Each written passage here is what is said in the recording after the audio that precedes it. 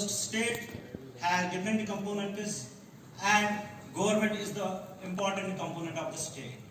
First, state includes population, territory, it includes sovereignty and government. So government is non-permanent, it is temporary in nature, while as state is permanent in nature.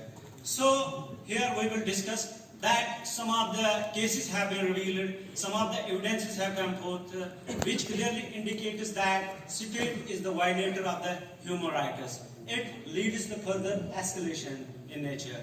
So, just we have seen the Nanavati Commission had declared that state is the violator of the state was the violator of the human rights. Like we have seen the anti-Sikh rights, 1984. We have seen the Bombay rights, in which the Congress Party, elitist centrist party, was declared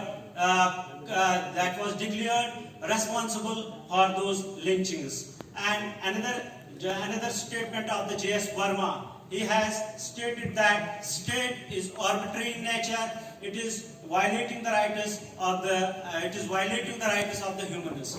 So it is the clear indication that state violates the rights, and we have seen why this violation of rights, why it happens, why the people go against the state, then why it leads to escalation. We have seen that abusing the rights, ignoring the rights, denying the rights of the people leads more frustration, more escalation. Ignoring or delivering or failure of a good governance escalates further violence. So you are not fulfilling the demand. There is a contract between state and government. There is a contract between state and people, state and citizens.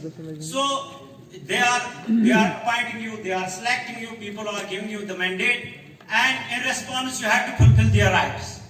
While you are not fulfilling their rights, you are it leads to violence. So, right to freedom of speech, right to dissent is being covered. It also leads to the violation of human rights. So another thing, leaders have pushed the hate. They have ignored the crimes against the humanity, escalated violence rather than controlled it. Polarization, discrimination on the basis of religion, mob lynching, and targeting minorities is a grim reminder to the Indian Constitution to fulfill the promise, or it is a grim reminder to the democracy of India to fulfill the promise of constitutional citizenship. Deepa Narayan, in her article, highlights abuse against women and child crimes is a grave violation of human rights. We have seen, take example of planned rape of 8-year-old Aspa in a temple. Several men, including a police person, is a horrific in nature. So sedition charges and criminal defamation suits against the government critiques is also a vulnerable and fragile thing to hear. So humiliation in the police stations and hospitals also breeds anger and hatred in our society. Extrajudicial killings of thousands of suspects, including minors, escalates violence. Anti-nationalism, jingoistic tendencies also responsible for cause for this escalation. Oppression leads resistance. Repression breeds repression. It develops reaction, counter-reaction, and creates a vacuum in which an inimical element takes advantage of the situation. They mislead youth and create their own propaganda. Thus, it means repressive policies are always counterproductive.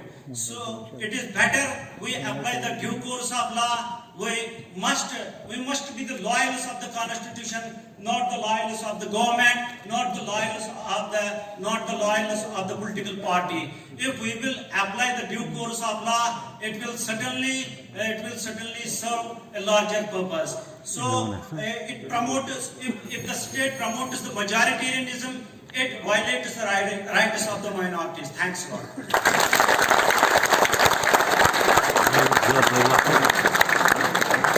The next participant is ASI Farah Javeen Magre.